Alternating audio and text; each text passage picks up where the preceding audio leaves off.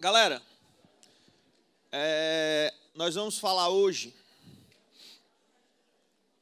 sobre um assunto que o Enem adora e que, de certa forma, foi mais um assunto que o Enem trouxe para a nossa pauta de discussão, né? Foi mais um assunto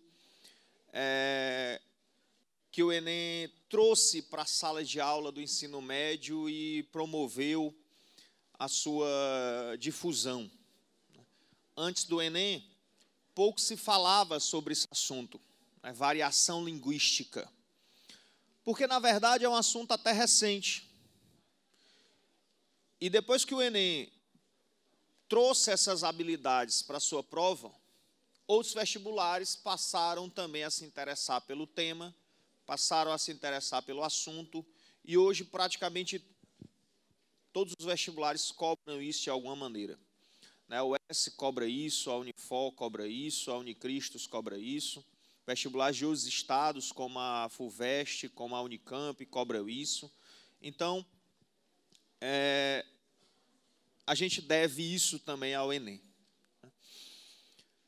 Olha lá, nós temos uma competência inteira e, portanto, 3 habilidades para refletir sobre o uso da língua. Compreender e usar a língua portuguesa como língua materna, geradora de significação, integradora da organização do mundo e da própria identidade. A língua materna como integradora da organização do mundo e da própria identidade. Olha como isso é forte. Habilidade 25. Identificar em textos de diferentes gêneros as marcas linguísticas que singularizam as variedades linguísticas sociais, regionais e de registro. Habilidade 26. Relacionar as variedades linguísticas a situações específicas de uso social. E a habilidade 27. Reconhecer os usos da norma padrão da língua portuguesa nas diferentes situações da comunicação. Então, são 3 habilidades, quer dizer que nós vamos ter na prova, no mínimo, 3 questões sobre isso. Cada habilidade cobrada uma vez. Mas como são 27 habilidades e são 40 questões, algumas habilidades são repetidas. E, normalmente, uma dessas habilidades é repetida. Então, você pode esperar, no mínimo, 4 questões envolvendo esse assunto. Certo? Vamos fazer aqui, portanto, algumas reflexões. Nas escolas onde eu trabalho, sempre que eu vou trabalhar esse assunto, eu entro em sala, dou bom dia e digo assim, galera, hoje a gente vamos falar de um assunto muito importante. Aí todo mundo faz aquele olhar de choque para mim, né? Alguns sons de espanto e algumas caras feias. Aí eu olho para eles e pergunto, por que vocês estão reagindo dessa forma? A gente vamos falar sobre um assunto muito importante. Ah, professor, está errado aí. Está errado? Será que está errado? Olha isso aqui.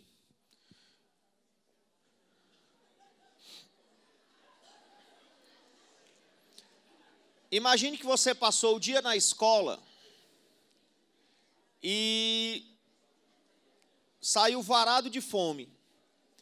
E na porta da escola está esse carrinho vendendo tapioca. Tapioca fazida na hora. Quem não pediu, pida.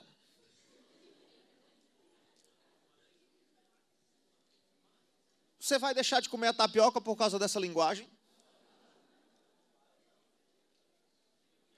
Imagine que você, num feriado, se junta com os amigos e resolve ir acampar em Guaramiranga. Eles vão para um camping em Guaramiranga. Chegam lá, pagam R$ 15 a diária para armar a barraca, armam a barraca, organizam tudo, vão dar uma volta para conhecer o espaço do camping, vão até aquela área comunal onde tem a cozinha, onde tem os banheiros, e chegando lá você se depara com um cartaz, esse cartaz. Alô, atenção, quando você sair do banheiro, Apagar a luz, por favor. Obrigado. Outras coisas. Vocês que fumam com tio e N.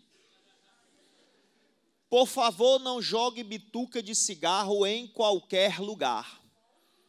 Não é permitido você andar fumando maconha dentro do camping. Aí tinha gente que já arrumava sua barraca e ia-se embora, né? Respeite a regra do camping. Obrigado. Não andar gritando nem de dia, nem de noite, ok? Todos vão gostar de você, principalmente o camping. Você é uma pessoa bem educada, então faça isto que você vai em qualquer lugar. Você será bem-vindo ou bem-indo. Noel agradece a todos a compreensão e que Deus, nosso Criador, abençoe a todos. Abençoe a todos. Amém? Obrigado. Pois bem, você entendeu as regras do camping? Entendeu? Você vai andar fumando maconha dentro do camping? Não. Você quer ser uma pessoa bem-vinda e bem-inda? Então vamos parar e vamos pensar aqui. Para que serve a linguagem? Para que serve qualquer tipo de linguagem? Mas principalmente a nossa língua materna. Sempre que eu pergunto para que serve a linguagem, as respostas mais comuns são para comunicar, para expressar, para informar. Mas há um verbo que define melhor isso. A linguagem serve para que a gente possa interagir uns com os outros e com o mundo. A linguagem é uma ferramenta de interação social. Nós interagimos uns com os outros em sociedade por meio da linguagem. Claro, não só através da linguagem verbal, através também da linguagem não verbal, através também da linguagem corporal, através da linguagem artística. Mas a linguagem serve para que a gente interaja uns com os outros. Então, veja, o Noel escreveu esse cartaz com as regras do camping com um objetivo. O objetivo dele foi alcançado? Foi. A língua foi usada de modo a permitir que o emissor alcançasse o seu objetivo comunicativo? Foi.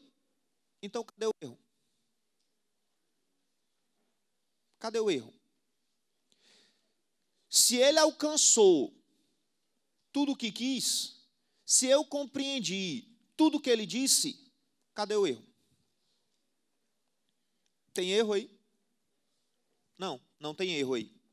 Não tem erro aí, como não tem erro aqui. O vendedor de tapioca é vendedor de tapioca, não é professor de gramática. Ele alcançou o objetivo dele.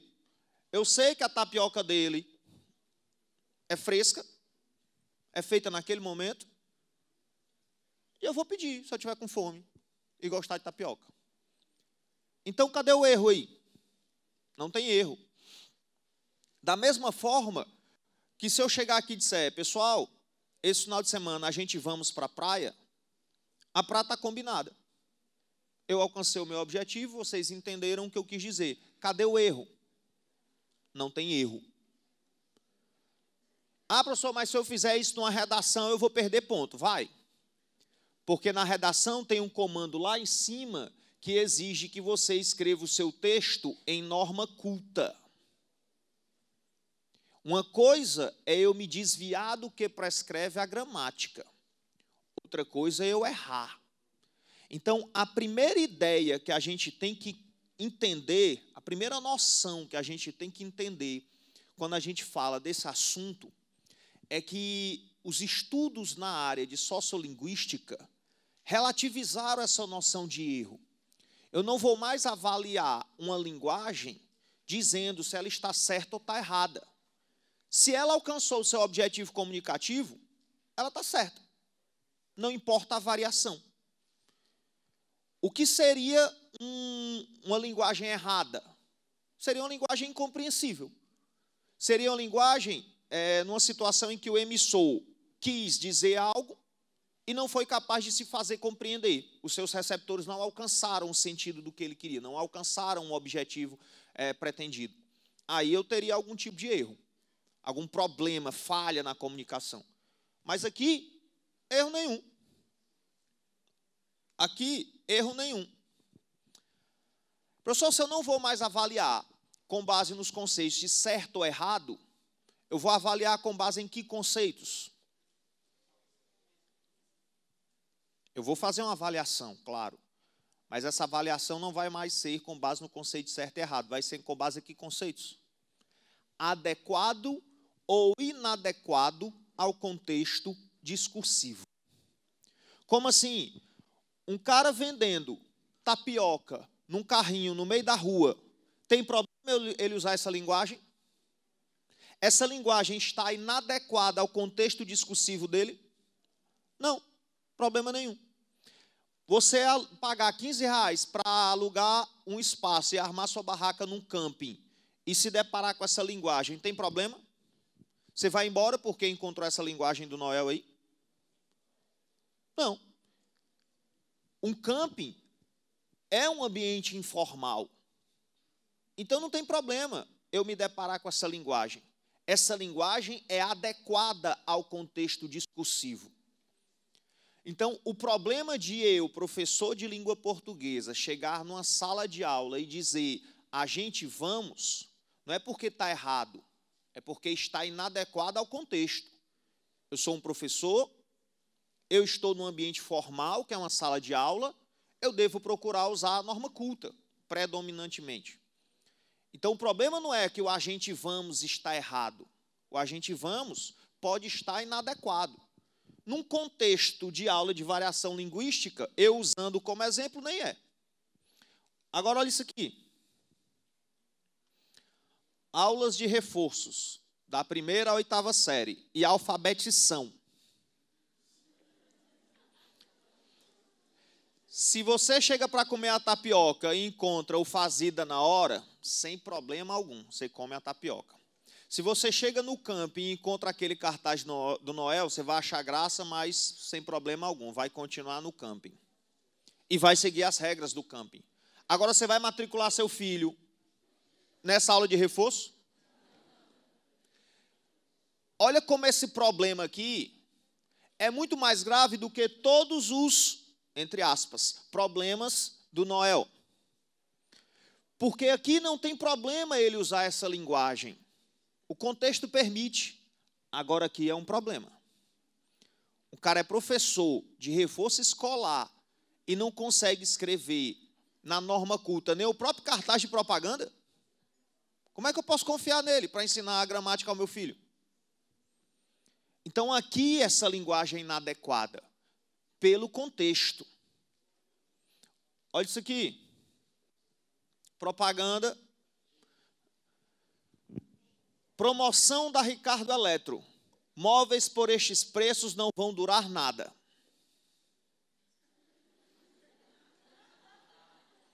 Você vai comprar um móvel que a própria empresa está dizendo que não vai durar nada? Quando a gente é professor de redação, graças a Deus eu me livrei desse fardo há muitos anos, era muito comum no laboratório a gente, com a redação do aluno aqui, fazer a correção. Aí o aluno, professor, mas o que está errado aí? Meu filho, veja aqui o que foi que você disse. Mas eu quis dizer. Certo, mas eu não sou Chico Xavier. Eu não posso corrigir o que você quis dizer, eu vou corrigir o que você disse. Na verdade, o que está sendo avaliado aqui é exatamente isso, é a sua capacidade linguística, é a sua capacidade de fazer um bom uso da linguagem para dizer o que você quer dizer.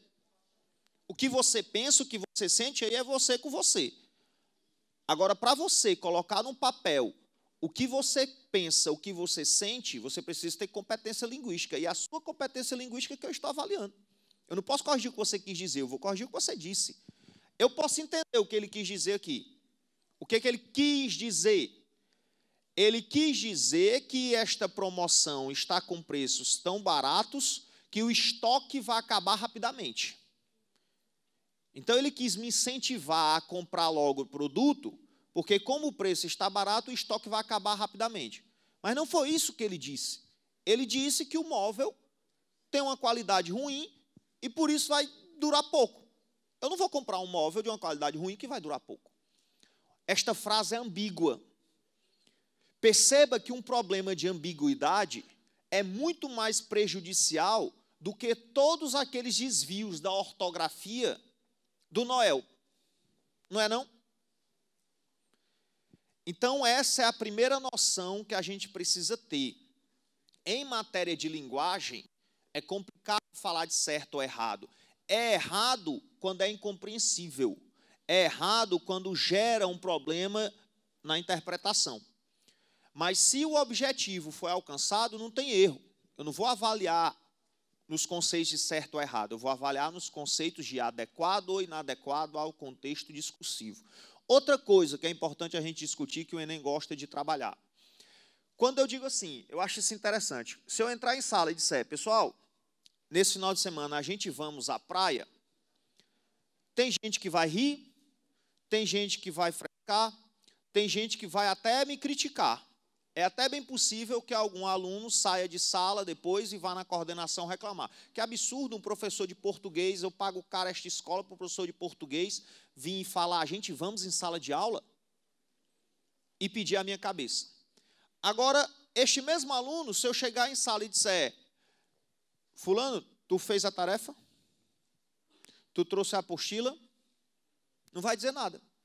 Não vai rir, não vai frescar, não vai achar ruim, não vai criticar, não vai pedir minha cabeça na coordenação. Vai responder tranquilamente. Sim, professor, eu fiz. Sim, professor, eu trouxe. Só que veja, a gente vamos e tu fez, tu trouxe, trazem o mesmo desvio do que a gramática prescreve. Eu estou misturando pessoas do discurso. Por que que o agente vamos é condenado e o tu trouxe, tu fez, tu comprou não é? Se é o mesmo, entre aspas, erro. Sabe por quê? Porque a avaliação que é feita do agente vamos não é linguística. A avaliação que é feita do agente vamos é social. Se fosse linguística, o cara que condena a gente vamos, condenaria tu fez.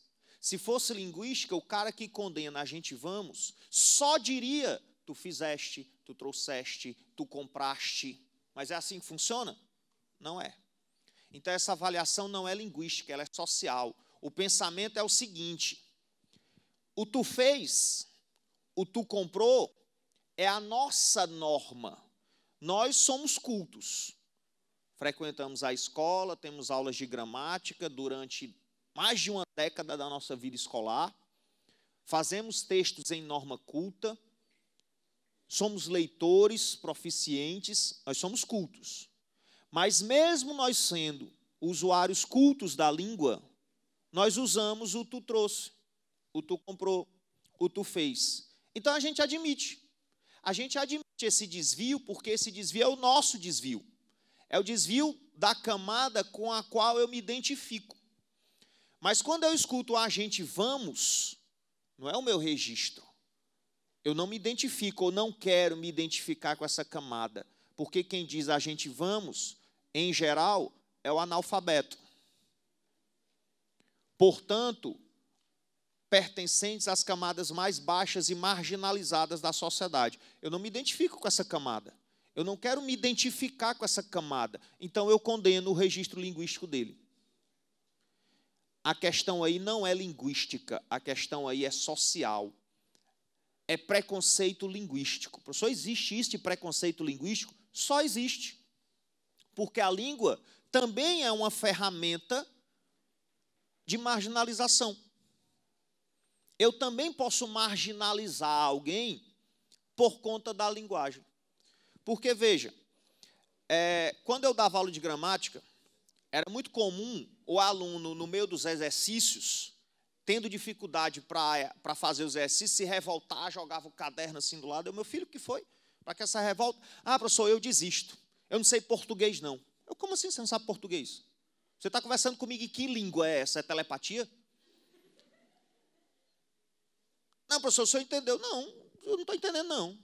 Você é brasileiro, você nasceu no Brasil, você vive no Brasil, você conversa com as pessoas em língua portuguesa desde que aprendeu a falar, aos 2, 3 anos. Como assim você não sabe português? Você sabe português. Você pode estar em dificuldade em aprender as regras da gramática, em dominar o padrão da língua, a norma dita padrão. Mas português todo mundo aqui sabe. Se todo mundo sabe português, se todo mundo se comunica em português, se o português é a língua materna da gigantesca maioria dos usuários de linguagem no Brasil, vale lembrar que há outras línguas, há, por exemplo, cerca de 180 línguas indígenas faladas no Brasil, há línguas de colônias estrangeiras faladas no Brasil, mas a maioria fala português. Então, por que eu vou dizer que umas variações são erradas e outras são certas? Pura e simplesmente preconceito linguístico. Olha o que diz um estudioso famoso sobre essa questão de preconceito linguístico. Numa sociedade estruturada de maneira complexa, a linguagem de um dado grupo social reflete-o tão bem quanto suas outras formas de comportamento. Desse modo, essa linguagem vem a ser uma marca desse status social. As classes superiores dão-se conta desse fato e tentam preservar os traços linguísticos pelos quais se opõem às classes inferiores. Tais traços são considerados corretos e passam a haver um esforço persistente para transmiti-los de geração em geração. Esta atitude cresce em intensidade à medida que o impacto das classes inferiores se torna cada vez maior. Então, é questão de colocação dentro da sociedade, é questão de status, é questão de preconceito linguístico. É muito, por exemplo, olha como isso às vezes se manifesta nas coisas mais bestas. Você vai ao médico e o médico passa uma receita para você com uma letra absolutamente ilegível. Por quê? Esse desgraçado fez medicina, esse desgraçado estudou num pré-vestibular, estudou a vida inteira, precisou passar num vestibular concorridíssimo, a vida inteira ele teve aquela letra de merda. Não, mas ele aprendeu que médico escreve de maneira ilegível. Então, na hora que ele é aprovado em medicina, ele, agora eu vou escrever de forma ilegível, porque agora eu sou estudante de medicina. É questão de status. É a mesma forma do cara que é estudante de medicina, e agora não, eu sou estudante de medicina, eu tenho que ir para todo canto de jaleco. Eu vou para a academia de jaleco, eu vou almoçar de jaleco, né? Eu tenho que mostrar para todo mundo que eu sou estudante de medicina. É questão de status. Precisou o Conselho Federal de Medicina baixar um dispositivo exigindo que os médicos usassem uma letra legível, porque nem eles estavam se entendendo mais. Então, o paciente estava internado no hospital, o médico da manhã chegava, atendia o paciente, fazia um prontuário, ia-se embora, o médico da noite chegava, pegava o prontuário e não conseguia entender. O próprio colega não conseguia entender qual foi o tratamento, quais foram os remédios, qual foi a dosagem, porque estava todo mundo escrevendo uma letra legível. Eles sabem escrever, eles usaram uma letra legível a vida inteira. Será que ele usa aquela letra ilegível para passar um bilhete para o filho, dentro de casa? Deixar um papelzinho na geladeira para a esposa? Claro que não. Mas aí quando senta numa mesa do consultório, tem que ser com a letra legível. É questão de status. Então vamos ter cuidado ao condenar o uso que as pessoas fazem da língua no dia a dia. Não vamos repercutir esse tipo de preconceito. Vamos analisar o contexto discursivo inteiro. Se a situação é formal ou informal, o grau de intimidade entre os interlocutores, o objetivo que se pretende alcançar, o suporte por onde a mensagem trafega. Então, é preciso levar em consideração uma série de coisas para avaliar o uso que é feito da linguagem, certo? Mas combatendo o preconceito. Ah, professor, então quer dizer que vale tudo? Não, não vale tudo. Ah, professor, então quer dizer se não tem certo ou errado, eu não vou estudar mais gramática? Vai, você precisa estudar gramática. Você precisa estudar gramática porque é preciso haver, diante da possibilidade de tantas variações, uma norma comum. Porque se não houvesse uma norma comum, era o samba do crioulo doido. Já pensou um juiz escreve um despacho em cearês e manda para um tribunal lá no Rio Grande do Sul? O outro juiz de lá ia entender? Não. Ele não ia entender um texto escrito por um juiz cheio de regionalismos, cheio de colocalismos tipicamente nossos. Então, ele precisa usar a norma comum para que todo mundo se entenda. Imagine que eu pego um livro didático escrito por um mineiro, cheio de regionalismos. Eu não vou conseguir entender. Então, é preciso que haja uma norma comum para que todo mundo se entenda. Qual é o grande problema? O problema é que a norma culta, ou melhor, a norma padrão, ela é colocada como a ideal e é a oficial, de maneira que todos os contratos são escritos na norma padrão. Todos os livros devem ser escritos na norma padrão. Jornais, revistas, norma padrão. As leis que regem o nosso exercício da cidadania, a Constituição Federal, norma padrão. Agora, é todo brasileiro que tem acesso a essa norma? Não. Não é problema a lei ser escrita na norma padrão. Não é problema o contrato, o livro, ser escrito na norma padrão. Tem que ser assim para que as pessoas possam se entender num país continental como o Brasil, com tantas variedades possíveis.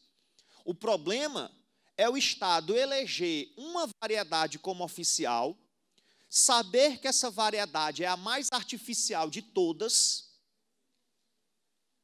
e não permitir que todos os seus cidadãos tenham acesso a ela. Falar português, todo mundo aprende a falar, basta nascer no Brasil. Na verdade, nós temos, segundo uma linha de estudos da linguística, uma capacidade inata para a linguagem. Se alguém me sequestrar aqui hoje, me sequestrou e me soltou em Tóquio amanhã. Estou lá eu em Tóquio, perdido, sem um tostão no bolso. Se o meu sequestrador voltar para saber de mim daqui a um ano, eu terei aprendido japonês? Terei. Eu sou no meio da rua, vivendo como mendigo. Sim, eu terei aprendido japonês. Claro, eu terei aprendido um japonês informal. Eu terei aprendido um japonês coloquial. Eu terei aprendido um japonês cheio de sotaque. Mas eu terei aprendido japonês. Da mesma forma, se você jogar um japonês aqui, com algum tempo ele aprendeu o português. Nós vamos rir do português dele, porque vai ser um português informal, coloquial, cheio de sotaques. Mas ele vai aprender, porque ao entrar em contato com outra língua por algum tempo, a gente vai assimilando a estrutura dessa língua e aprende. Agora, para aprender o padrão, para aprender aquele conjunto de regras e exceções que formam o padrão da língua, aí eu preciso ir para a escola. Aí eu preciso estudar. Aí eu preciso ser tutorado. E, infelizmente, nós sabemos, nem todos os brasileiros têm acesso a essa língua padrão. Então, o grande problema é esse. O problema é que existe um padrão, esse padrão é artificial, ele precisa ser ensinado, esse padrão é usado nas leis, é usado nas provas, é usado nos livros, nos contratos, mas o Estado não dá oportunidade a que todos tenham acesso a esse padrão. Certo? É outra noção importante. Então, é importante a gente estudar gramática, porque nós vamos ser exigidos da gramática. Quando você for fazer uma entrevista de emprego, você vai precisar usar a norma culta. Quando você for fazer uma prova de vestibular, você vai precisar usar a norma culta. Quando você estiver na faculdade, no dia a dia, com seus colegas e com o seu professor dentro de sala de aula, na hora de fazer um seminário, você vai precisar usar a norma culta. Na hora de assinar um contrato, você vai precisar da norma culta. Então, por isso a gente precisa estudar gramática. Agora, a gente vai usar a norma culta o tempo todo, em todas as circunstâncias. Vocês já conheceram alguém assim? Que usa a norma culta o tempo todo? É chato. É pedante. O cara com os filhos do café da manhã na mesa, Joãozinho, faça-me o obséquio de me entregar o saleiro. Pelo amor de Deus. Não é assim. Eu domino a norma culta. Em algumas circunstâncias, eu serei exigido dela, eu vou usá-la. Mas em outras circunstâncias, é óbvio que eu não vou usar. Eu não vou usar a norma culta num happy hour com os amigos depois do trabalho. Eu não vou usar a norma culta num racha no final de semana com os meus amigos de infância. Eu não vou usar a norma culta dentro de casa, com a minha família, com o meu pai, com a minha mãe, com a minha namorada.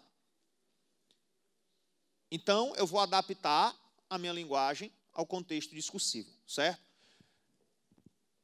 Aí, vamos lá.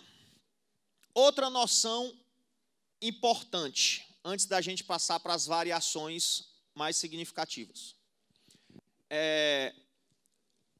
Eu gosto dessa história, que ela é muito interessante. Uma vez eu fui para o Rio de Janeiro, turistar, e resolvi fazer a visita guiada ao Teatro Municipal do Rio de Janeiro. E a gente fez a fila, tinha o guia explicando tudo, mostrando como o teatro foi construído, a época, o contexto, o estilo arquitetônico e tal. E atrás de mim tinha um casal com 2 garotinhos. Um tinha mais ou menos uns 10 anos, o outro tinha 6. E eles eram de Minas. E no percurso eu comecei a implicar com os 2 garotinhos e ficar brincando com eles. Quando chegou já no final, numa das últimas salas, o guia tentou abrir uma porta e não conseguiu. Aí ele, pessoal, por favor, espere aqui 1 minuto que eu vou buscar a chave e já volto.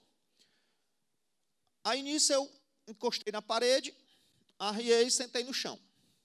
Fiquei sentado no chão. Aí os 2 garotinhos olharam para o pai e para a mãe, eles estavam lá no celular mostrando fotos um para o outro, eles vieram sentados do meu lado. E eu continuei lá a brincar com eles. Aí, em determinado momento, eu cheguei para o mais velho e disse: e aí, está gostando do passeio? Ele: estou. É tudo muito bonito, mas eu estou cansado. Eu: está cansado? Está cansado de quê? Ah, meu pai só me leva para conhecer teatro, museu, obra de arte. Eu estou cansado. Eu virei para ele e disse: pede para ele te levar num parque, mano. Tu é cearense, né? Sou, por quê? Não, porque eu tenho uns primos que são cearenses e sempre que eles vão passar as férias lá em casa é o tempo todo. Eima, eima, eima. Veja, eu fui reconhecido como cearense por um mineiro de 10 anos no Rio de Janeiro, por causa de um mar. A nossa linguagem, a forma como a gente usa a língua nas situações cotidianas, reflete a nossa identidade cultural. O modernismo de 22 foi profético em muitas coisas, e na busca por uma linguagem mais brasileira também. Lá no Manifesto da Poesia para o Brasil, o Oswald tem uma passagem onde ele diz assim: a língua natural e neológica, sem arcaísmos, sem erudição, a contribuição milionária de todos os erros, como somos, como falamos. Como somos, como falamos. A gente se distingue do português, que nos deixou de herança a sua língua, no uso da linguagem cotidiana, se distingue. Quando eu falo, eu me identifico como fortalezense, como cearense, como nordestino, como brasileiro. A língua é a primeira e mais imediata manifestação da identidade cultural de um indivíduo, de um povo, de uma nação. Essa é outra noção que o Enem adora cobrar. O Enem adora essa história de identidade. De todas as manifestações que podem refletir a identidade cultural de um povo, a moda, a gastronomia, o artesanato, as crenças, a literatura, a arte, a língua, a forma como a gente usa a língua no nosso cotidiano, a nossa língua materna, é a primeira e a mais imediata manifestação. Se eu colocar um português de Portugal, um moçambicano e um brasileiro para conversar, percebendo as diferenças entre a linguagem de cada um, percebendo as diferenças a respeito do modo como cada um usa o português, eu vou dizer: esse é o português, esse é o moçambicano, esse é o brasileiro. Não vou, não? Se eu colocar um cearense, um carioca e um mineiro, um baiano, um paulista para conversar, ouvindo eles falarem, eu vou poder dizer, esse é o cearense, esse é o baiano, esse é o mineiro, esse é o carioca, esse é o paulista. Não vou, não? Vou. Porque a língua reflete a nossa identidade cultural. Várias vezes o Enem já cobrou isso, certo? Então, a língua ela pode variar por diversos motivos. Ela pode variar por idade. É óbvio que o meu registro linguístico aos 5 anos não vai ser o mesmo aos 15, não vai ser o mesmo aos 25, não vai ser o mesmo aos 55. Ela varia de gênero. Há pesquisas que mostram que as mulheres são mais preocupadas em respeitar a norma culta do que os homens. Ela varia de camada social para camada social. Ela varia de grupo profissional para grupo profissional. Ela varia de região para região. Ela varia no tempo. Então, há inúmeras variações, certo? Vamos ver as principais. Deixa eu ver aqui o que foi que me perguntaram.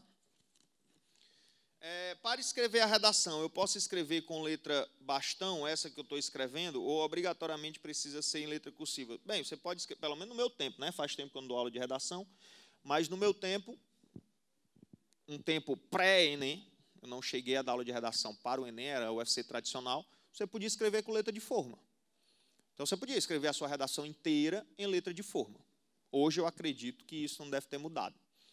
Talvez até alguns professores, alguns corretores prefiram a letra de forma do que a letra cursiva, porque tem uns que escrevem que, pelo amor de Deus, parece que nunca viram um caderno de caligrafia na vida.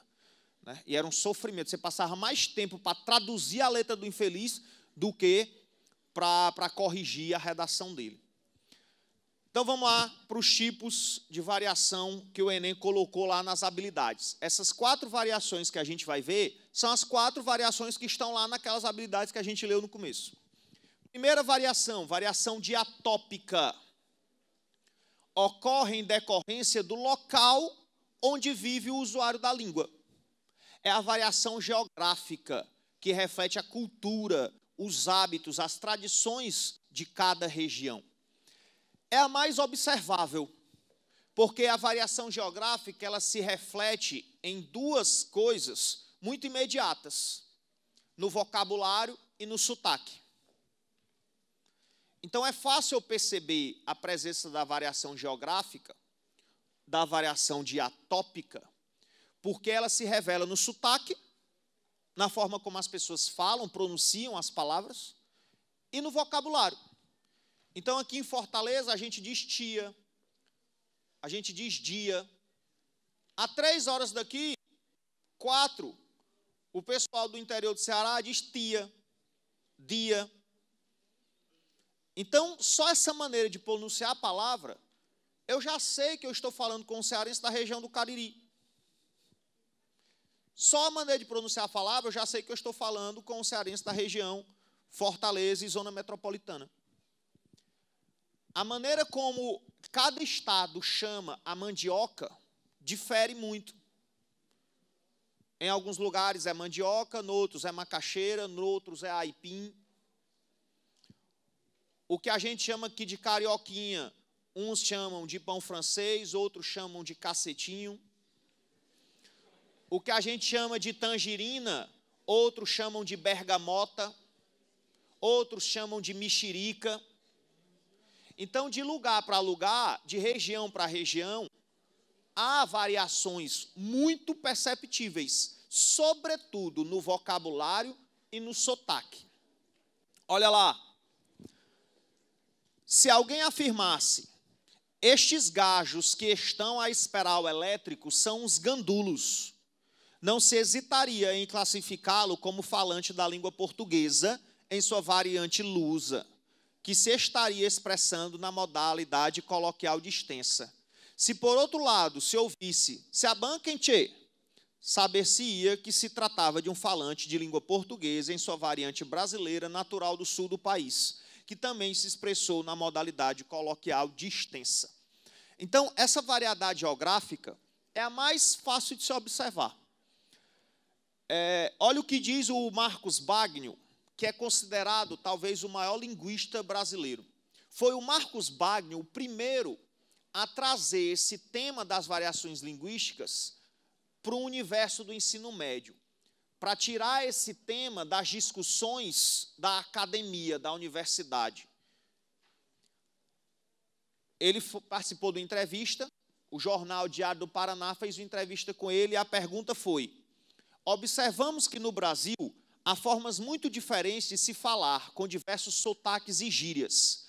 Entretanto, existe a máxima transmitida por muitos educadores de que no Brasil só há uma forma certa de escrever e falar. Como o senhor avalia essa questão? Resposta: é um problema grave achar que no Brasil só se fala português, quando, na verdade, nós sabemos que existem quase 200 línguas faladas no nosso território, das quais 150 ou mais são línguas indígenas. O último censo do IBGE mostrou que são 180 línguas indígenas que sobrevivem. Algumas em vias de extinção, porque só tem 5 usuários. Fora as línguas trazidas pelos imigrantes. Além disso, o próprio português brasileiro, como qualquer língua do mundo, apresenta variação. O problema é que somos frutos de um processo colonial. Então, impomos aos índios e escravos negros uma língua única como língua principal. Esse mito do monolinguismo tem muito a ver com a tentativa também de criar um mito de unidade nacional, de um território só, um povo só, uma língua só, quando deveria ser o contrário. A multiplicidade deveria ser valorizada, como são valorizadas as outras riquezas culturais que nós temos. Cada povo, cada região tem sua maneira de falar. Isso deveria ser considerado uma riqueza do nosso patrimônio e não um problema a ser resolvido. Galera, o que faz o Brasil ser um país tão rico culturalmente, né, a diversidade? Nós também temos uma diversidade linguística. Por que condenar isso? Por que dizer que isso é um problema ou que está errado? Não. Tem que preservar, tem que valorizar. O Enem valoriza e defende a preservação, né? Então eu tenho cuidado. Eu adapto a minha linguagem ao contexto. Certo? Todos nós fazemos isso, em maior ou menor grau, e precisamos fazer. O bom usuário da língua não é aquele que domina a norma culta e a emprega em todas as situações. O bom usuário da língua é aquele que é capaz de adaptar a sua linguagem às mais diversas situações com as quais ele vai se deparar. Certo? Então, veja, professor, isso vale o tempo todo? Isso vale o tempo todo. Até para o universo digital, até para o universo digital. Imagine que eu vou usar o WhatsApp. O WhatsApp, ele permite uma linguagem bem particular, às vezes, que é o tal do internetês, né? O que é o internetês? É uma variação linguística típica do universo digital, que tem alguns traços bem característicos, como o uso de abreviações, como a ausência de acentuação, como o uso de emoticons, emojis, agora o diabo da figurinha. Então, o internetês tem características muito particulares.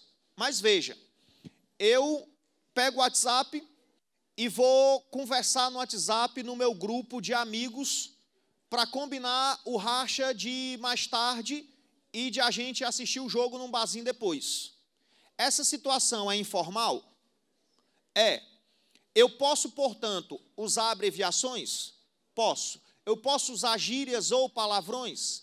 Posso. Eu posso usar memes e figurinhas? Posso. Porque a situação permite isso. O contexto permite isso. Agora, eu vou mandar um WhatsApp para o meu coordenador do colégio onde eu trabalho para falar sobre a realização do próximo simulado. Convém eu falando com o meu supervisor hierárquico sobre uma questão de trabalho usar abreviação? Convém eu usar figurinha? Convém eu usar gíria? Não, eu vou usar a norma culta. Professor, mas é no WhatsApp. Certo, é no WhatsApp. Mas eu estou falando com o meu superior hierárquico sobre uma questão de trabalho. Então, é uma situação formal é norma culta. Certo? Então, quando a gente adapta a nossa linguagem ao nível de formalidade, quando a gente adapta a nossa linguagem à situação comunicativa, ao contexto discursivo, é a variação diafásica, certo? Ou contextual. Olha um exemplo. Esse exemplo caiu numa questão do Enem há alguns anos, na verdade há muitos anos, logo um dos primeiros Enems. É uma ligação entre um cliente para o gerente do banco. Um cliente ligando para o gerente do banco para falar sobre financiamento é uma situação formal ou informal? Portanto, eles devem usar a norma culta, né? E eles começam usando a norma culta. Veja, gerente, boa tarde, em que eu posso ajudá-lo? Estou interessado em financiamento para a compra de veículo. Nós dispomos de várias modalidades de crédito. O senhor é nosso cliente? Sou Júlio César Fontoura, também sou funcionário do banco. Julinho, é você, cara? Opa, você percebeu como o registro linguístico mudou? Saiu da formalidade para a informalidade. Em questão de segundos, o registro linguístico do gerente mudou. Por quê? Porque ele percebeu que o cliente é um conhecido dele, é um amigo dele, é um parça dele. Se o cliente é amigo dele, ele precisa manter a formalidade? Não. E aí o nível sai do formal para o informal, porque a proximidade entre os interlocutores permite isso. Julinho, é você, cara? Aqui é a Helena, você está em Brasília? Pensei que você ainda estivesse na agência de Uberlândia. Passa aqui para a gente conversar com calma. Então mudou rapidamente o registro, porque eles perceberam que eram amigos. Então, se há uma proximidade entre os usuários da língua, não precisa tanta formalidade. Aí ela pôde usar um se, ela pôde usar um cara, ela pôde usar um pra. Não tem problema ela ser informal nessa questão, nesse momento, por causa do nível de proximidade entre os interlocutores. Mas esse nível de formalidade mais íntima, de intimidade, só foi percebida depois. A comunicação começou formal. Certo? Próxima variação é a variação diacrônica. Ou seja, é a variação temporal, aquela que ocorre na linha do tempo. Se eu pegar um usuário da língua brasileiro, fortalezense, classe média, culto, 17 anos, em 1919, e comparar o registro de linguagem dele com a de um brasileiro, fortalezense, classe média, 17 anos, culto, em 2019, vai ser a mesma coisa? Veja, eu mantive todas as possibilidades de variação as mesmas, mas eu mudei a linha do tempo. É claro que a linguagem varia na linha do tempo. Pegue a carta de Pero Vaz de Caminha. Vocês já leram o original da carta de Pero Vaz de Caminha? É a nossa certidão de nascimento, né? Como alguns gostam de dizer. O português que o Pero Vaz de Caminha usa na carta é a mesma variante que o autor português Fernando Pessoa usa em meados do século XX. É a mesma variante que o José Saramago usa no final do século XX. É a mesma variante que um português culto usa hoje? Não. É claro que varia no tempo. Quando a gente passa, por exemplo, um romance romântico, para os nossos alunos trabalharem como paradidático, eles têm muita dificuldade com a linguagem. Muito do vocabulário eles não entendem. Então, é claro que há variação na linha do tempo. A variação diacrônica ocorre em decorrência da passagem do tempo. A língua é dinâmica e sofre alterações promovidas pelos usuários, de modo que uma geração promove mudanças que refletem determinado momento histórico. Assim, é possível distinguir, por exemplo, o português arcaico do português moderno e perceber que algumas palavras vão entrando em desuso enquanto outras vão surgindo. Quando uma palavra cai em desuso, ela se torna o que a gente chama um arcaísmo. Quando uma palavra nova é criada, nós temos um neologismo. O Enem adora cobrar isso também. Então, uma palavra antiga, obsoleta, que caiu em desuso, é um arcaísmo. Uma palavra nova, criada num determinado momento, por uma escolha do usuário é um neologismo. Alguns autores da nossa literatura adoram usar neologismo. O Oswald de Andrade criou muitos neologismos. O Guimarães Rosa criou muitos neologismos. A sua obra máxima, Grande Sertão Veredas, começa com neologismo. No nada. Tiros que o senhor ouviu foram de briga de homem não, Deus esteja. No nada. A primeira palavra do livro é um neologismo. Uma vez, adolescente, eu peguei a famosa Topic 55, e aí no meio daquela bagunça lotada, eu com a minha mochila gigante, que eu passava o dia fora de casa, tinha que levar o mundo na mochila, né? E aí tentando passar e chegando na parada, aí eu gritei, vai descer na próxima, dirigidor. Aí todo mundo caiu na gargalhada dentro da Topic. Por que caíram na gargalhada? Porque eu nunca tinha ouvido esse termo, dirigidor. Então era um neologismo. Mas olha como é interessante. Esse neologismo, os neologismos, eles são criados graças aos próprios mecanismos que a língua oferece. A gente estuda, é uma parte chatíssima, mas a gente estuda em gramática os processos de formação da palavra. Lembram disso? Prefixação, sufixação, parassíntese, aglutinação. É um saco, mas é importante. Então, a língua mesmo oferece mecanismos para que a gente crie novas palavras. Quando eu criei o dirigidor, eu criei uma palavra nova por sufixação. E ela seguia uma lógica dentro da própria língua, porque o cara que trabalha com encanamento é o encanador. O cara que trabalha jogando é o jogador. O cara que trabalha trocando dinheiro é o trocador. O cara que trabalha contando dinheiro é o contador. O cara que trabalha dirigindo é o dirigidor. Na verdade, o dirigidor ele seria mais lógico do que o motorista.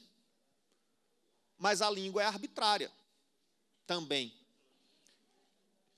Então, se eu usei o dirigidor ali, e o pessoal dentro da Topic gosta e espalha, e aí cada um nas outras Topics só passa a usar agora motorista por dirigidor. O dirigidor vai se espalhando, vai se espalhando, vai se espalhando, vai se espalhando. Então a galera dentro da Topic passa a usar dirigidor, aí sai da Topic para os ônibus dirigidor, e sai dos ônibus para os automóveis dirigidor, e aí cai no registro linguístico do fortalezense. Vai virar um regionalismo. Aí daqui a pouco o dirigidor está aparecendo em músicas regionais, nos forró daqui, nas piadas daqui, nos memes daqui. E aí o dirigidor deixa de ser um mero neologismo para virar um regionalismo. Pode ser que um neologismo um dia vá para o dicionário e vá para a gramática? Pode. O registro arcaico era vossa mercê. Do vossa mercê virou vós me ser. Do vós me ser virou você. No campo, o pessoal diz ser. Hoje, na internet, você tem um VC. O você, quando foi criado, era um neologismo. Certamente, o primeiro cara que disse você foi alvo de crítica. Preguiçoso, analfabeto, está rasgando a gramática. Mas o pessoal gostou do você. Ele foi passando a ser utilizado. Se tornou normal. Caiu na gramática, caiu no dicionário. Então, a palavra que cai em desuso, deixando de fazer parte do léxico, torna-se um arcaísmo. A palavra nova, criada a partir dos mecanismos disponíveis pela própria língua, consiste em um neologismo. Olha esse textinho na verdade, essa tirinha. A evolução da língua, 1940. Vossa mercê me permite um galanteio, és bela tal qual uma petúnia. Oh, sois muito abusado. 1980. Posso te falar uma coisa? Acho você linda. Para, meu irmão está olhando. 2010, se liga, mina, tu é a piriguete mais cachorra da balada. Demorou, vamos sapecar geral. As novas gerações, né? Os millennials. Olha o Drummond. Essa crônica do Drummond também já caiu numa prova do Enem. Uma crônica chamada Antigamente. Antigamente, as moças chamavam-se mademoiselles, quando os brasileiros adoravam imitar os franceses, né? Era chique ser afrancesado. E eram todas mimosas e muito prendadas. Não faziam anos, completavam primaveras, em geral 18. Os janotas, mesmo não sendo rapagões, faziam-lhes pé de alfeires, arrastando a asa, mas ficava longos meses debaixo do balaio e levavam tábua. O remédio era tirar o cavalo da chuva e pregar em outra freguesia. As pessoas, quando corriam antigamente, era de tirar o pai da forca e não caíam de cavalo magro. E aí o texto inteiro é assim. Ele escreve a crônica inteira usando formas, expressões de outra época, que são estranhas para um leitor atual. E aí ele enfatiza como a língua varia, e muito, de uma geração para outra. Principalmente no coloquial, né? A gramática, ela é mais resistente a variações. A linguagem cotidiana, não. Ela está se renovando o tempo todo. Alguns desses processos de renovação, com o tempo, vão sendo assimilados pela gramática. Mas a gramática ela é muito resistente a mudanças. Próxima variação é a variação diastrática. Ocorre quando o uso da língua reflete a camada social em que está inserido o usuário, indicando, por exemplo, nível de escolaridade, faixa etária e profissão. Isso é interessante. A gente presta muita atenção na variação geográfica, em como um usuário carioca fala de maneira diferente de um usuário cearense, de como um usuário paulista fala diferente de um usuário baiano. Mas, às vezes, a gente tem diferenças muito mais gritantes na mesma cidade. Veja, se eu pegar um adulto, homem, culto, paulista, e comparar a linguagem dele numa situação formal com a de um usuário culto, homem, cearense, vai ser muito próximo. Um homem culto em Fortaleza usa a sua linguagem de maneira parecida com um homem culto na Bahia, no Rio de Janeiro, em Minas Gerais. Agora, um homem culto em Fortaleza e um homem analfabeto em Fortaleza usam a linguagem de uma maneira muito diferente. Então, às vezes, há mais distância entre as camadas sociais de uma mesma região do que entre integrantes da mesma camada social de regiões diferentes. Vocês estão entendendo? Olha esse exemplo aqui. Esse texto é um texto chamado rolezinho, é um conto. Né? O rolezinho foi uma gíria que se espalhou pelo Brasil, vinda de onde? Do Rio de Janeiro. E o rolezinho só se espalhou pelo Brasil porque foi um fenômeno que chamou a atenção da mídia, virou notícia. Então, nós tivemos vários veículos de comunicação cobrindo os rolezinhos dos adolescentes da periferia do Rio de Janeiro. O que é o rolezinho? É quando um grupo de adolescentes combina um encontro e se reúne no mesmo espaço. Ah, vamos dar um rolezinho. Aí todo mundo combina, sai na mesma hora, se encontra no mesmo lugar para dar o rolezinho.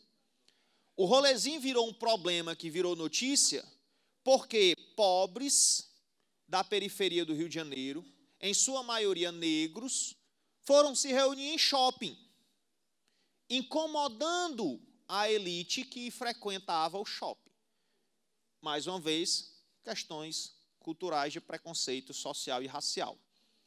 Então, quando a madame chegou com o seu cachorrinho para charlar no shopping, encontrou um bocado de adolescente negro de uma classe social inferior à dela. E aí ela se incomodou, achou que o seu espaço estava sendo invadido. E fica com medo. Porque tem gente que acha que todo pobre é bandido. Porque tem gente que acha que todo negro é bandido. Então, são os estigmas sociais que a gente ainda carrega muito em herança da escravidão. E aí o rolezinho virou problema. os seguranças do shopping querendo expulsar os adolescentes do shopping, querendo proibir as entradas dos adolescentes, virou caso de disputa judicial, porque alguns membros de organizações e alguns políticos compraram a briga. Aí o termo rolezinho se espalhou pelo Brasil. Acordei, estava ligado o maçarico, sem neurose, não era nem 9 da manhã e minha caxanga parecia que estava derretendo. Não dava nem mais para ver as infiltrações na sala, estava tudo seco. Só ficou as manchas, a santa, a pistola e o dinossauro. Já estava dado que o dia ia ser daqueles que tu anda na rua e vê o céu todo embaçado, tudo se mexendo, que nem alucinação. Para tu ter uma ideia, até o vento que vinha do ventilador era quente, que nem o bafo do capeta. Tinha 2 contas em cima da mesa, que minha coroa deixou para o pão. Arrumasse mais 1,80, já garantia pelo menos uma passagem. Só precisava meter o calote na ida, que é mais tranquilo. Foda é que tinha revirado a casa toda antes de dormir, catando moeda para comprar um varejo. O bagulho era investir os 2 contos no pão, divulgar um café e partir para a paia de barriga forrada. O que não dava era para ficar fritando dentro de casa. O calote para nós é listo, tá ligado? O desenrolado é forte.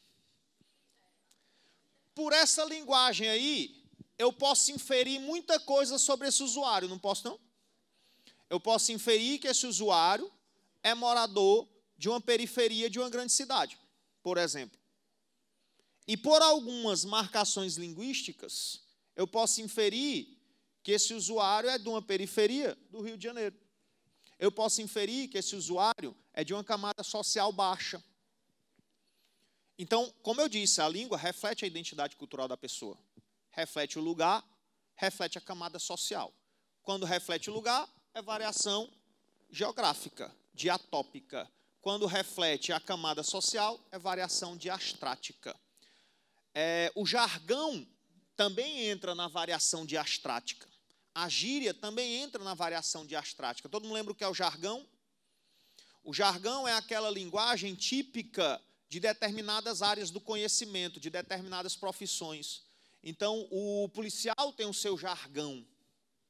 O advogado tem o seu jargão. O médico tem o seu jargão, uma linguagem mais técnica, mais profissional, mais específica. Certo? Então, a gíria é grupo social, informal e coloquial. O jargão é para o grupo social, técnico e profissional. Certo? Já me avisaram aí que eu tenho apenas 10 minutos, mas nós falamos sobre as 4 variações. Certo? Então, variação temporal, variação geográfica, variação contexto discursivo, variação camada social. Beleza? Vamos fazer algumas questões? Página... Começa aí na página 9. Página 9. Olha a primeira questão. Entrevista com o Marcos Bagno, mais uma. O Enem adora o Marcos Bagno. Pode parecer inacreditável, mas muitas das prescrições da pedagogia tradicional da língua até hoje se baseiam nos usos que os escritores portugueses do século XIX faziam da língua. Se tantas pessoas condenam, por exemplo, o uso do verbo ter no lugar de haver, como em hoje tem feijoada, veja, usar o verbo ter no lugar de haver é condenado pela gramática. Quando o Drummond, lá em 1928, disse no meio do caminho tinha uma pedra, um bocado de gramático morreu do coração. O cara escreveu uma poesia com um coloquialismo desse, com um solecismo desse. Mas até hoje a gente usa. Tem um buraco na pista, tem uma goteira no teto. A gramática condena. Condena por quê, professor? Frescura. E é o que o Marcos Bagno vai dizer. Não há nenhuma motivação linguística para a gramática condenar esse uso. É uma questão só de convenção. Olha já a pergunta. Se tantas pessoas condenam, por exemplo, o uso do verbo ter no lugar de haver, como em hoje tem feijoada, é simplesmente porque os portugueses, em dado momento da história de sua língua, deixaram de fazer esse uso existencial do verbo ter. No entanto, temos registros escritos da época medieval em que aparecem centenas desses usos. Se nós brasileiros, assim como os falantes africanos de português, usamos até hoje o verbo ter como existencial, é porque recebemos esses usos de nossos ex-colonizadores. Não faz sentido imaginar que brasileiros, angolanos e moçambicanos decidiram se juntar para errar a mesma coisa. E assim acontece com muitas outras coisas, regências verbais, colocação pronominal, concordâncias nominais e verbais, etc. Temos uma língua própria, mas ainda somos obrigados a seguir uma gramática normativa de outra língua diferente. Às vésperas de comemorarmos nosso bicentenário de independência, não faz sentido continuar rejeitando o que é nosso para só aceitar o que vem de fora. Não faz sentido rejeitar a língua de 190 milhões de brasileiros para só considerar certo o que é usado por menos de 10 milhões de portugueses. Só na cidade de São Paulo temos mais falantes de português que em toda a Europa. Legal, né? Veja, o Marcos Bagno está defendendo usos que são considerados coloquiais. Mas no texto dele, há algum coloquialismo ou ele usou a norma culta? Professor, não é contraditório, não? Que o cara escreva um texto defendendo o coloquial e escreve o texto em norma culta? É contraditório? Não, não é contraditório, porque a situação é ele dando entrevista para um veículo de comunicação que vai transcrever a linguagem dele para um jornal. Essa situação é formal? É. Como professor dando entrevista para um jornal, ele deve usar a norma culta, mesmo que seja para defender o coloquial. Eu sou professor de variação linguística e defendo o coloquial, defendo o regional, defendo o giriático. Mas se eu for escrever um artigo sobre isso para o Diário do Nordeste, eu vou usar a norma culta. Se eu for escrever um livro didático para ser usado nas escolas, eu vou usar a norma culta, porque é o contexto. Na entrevista, o autor defende o uso de formas linguísticas coloquiais e faz uso de norma padrão em toda a extensão do texto.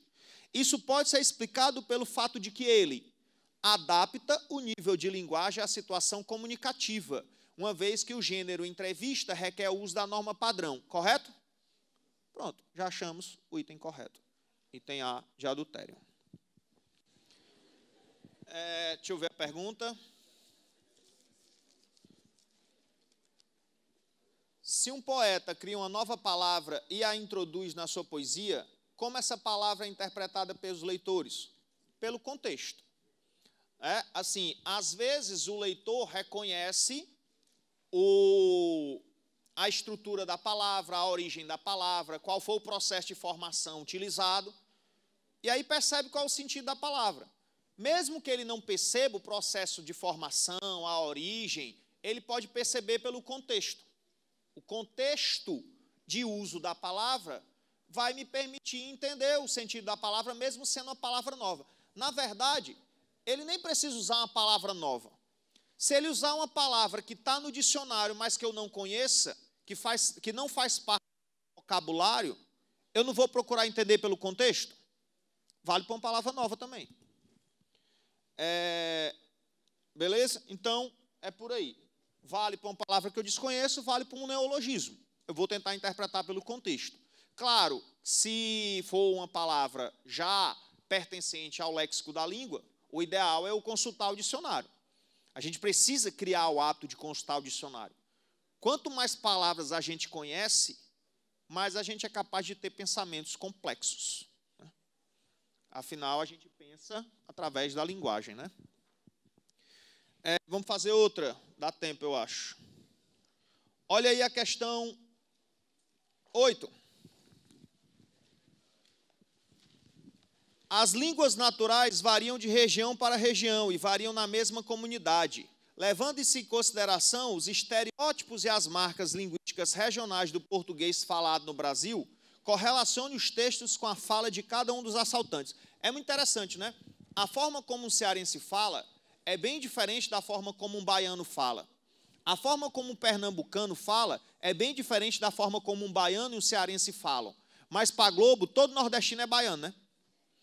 Botou personagem nordestino na Globo, o sotaque vai ser baiano. Não importa de onde ele seja. Ossô, presta atenção, isso é um assalto, ai. Levanta uns braços e fique quietinho, que é melhor para você. O trem na minha mão tá cheio de bala. Melhor passar logo os trocados que eu não tô bom hoje. Vai andando, ai. Chispa daqui, tá esperando o quê, sou? Esse assaltante aí é o quê? Mineiro. Então, 4. Ô meu rei, isso é um assalto. Levanta os braços, mas não se aveste não. Se não quiser, nem precisa levantar para não ficar cansado. Vai passando a grana bem devagarzinho. Não repara se o BR está sem bala, mas é para não ficar muito pesado. Estereótipo total, né? Aí ele ainda usa o estereótipo do baiano preguiçoso, né? Então é o 5. Do mesmo jeito que tem o estereótipo do baiano preguiçoso, tem o estereótipo do mineiro que come quieto, tem o estereótipo de todo cearense é piadista, né? Tem o estereótipo do carioca malandro. Ei, bichinho, isso é um assalto. Arriba os braços e não se bula nem faça muganga. Passa vexado o dinheiro, senão eu planto a peixeira no teu bucho e boto o teu fato para fora. Perdão, meu padinho padeciço, mas é que eu estou com a fome da molesta. Isso aí é cearense.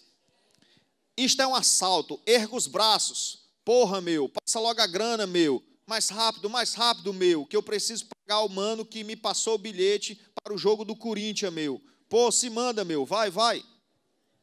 Paulista, esse meu é realmente bem típico. O guri, ficas atento, isso é um assalto. Levanta os braços e te aquieta, tchê. Não tendes nada, e cuidado que esse facão corta uma barbaridade, tchê. Passa os pila pra cá, trilegal, agora te manda, tá? Esse aí é o gaúcho. Então, temos aí alguns estereótipos. Galera, vocês têm o gabarito lá atrás. Vocês vão perceber que algumas questões trabalham simplesmente essas noções que a gente desenvolveu aqui. E o texto está aqui na sua frente. O texto vai lhe dar muitas ferramentas para que você responda a questão. Então, leia com atenção, né? Lembra do que a gente conversou e discutiu aqui, dá uma lida na teoria que está na apostila, tem um gabarito lá atrás, façam as questões que esse assunto é importante. Beleza? Obrigado pela presença. Tchau, tchau e até a próxima.